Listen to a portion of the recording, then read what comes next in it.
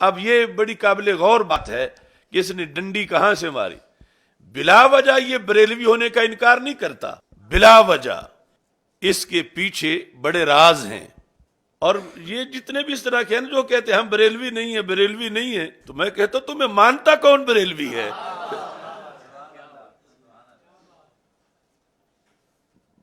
بریلوی کوئی آسان بن سکتا ہے؟ یہ شہادت گاہ الفت میں قدم رکھنا ہے. لوگ آسان سمجھتے ہیں بریلوی ہونا. وہ ایک آستانہ ہے پنڈی میں, انہیں 10 سال ہو گئے ہیں.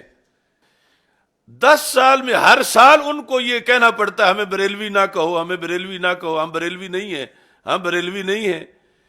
یعنی اتنے اعلامیے وہ جاری کر بیٹھے ہیں, لیکن بریلویت کی ایسی دھاک بیٹھی ہوئی ہے کہ پھر بھی جب وہ اہل حق میں جا کے بیٹھتے ہیں تو باطل کے مقابلے میں انہیں بریلوی کہلا کے اہل حق بننا پڑتا ہے.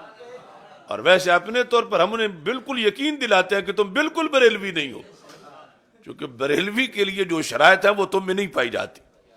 تو ان چیزوں کے چونکہ اوپر تشریحات ہیں اعلی حضرت کی, اور جنہوں نے اس سے ڈنڈی مارنی ہو وہ پھر پہلے کہتے ہیں کہ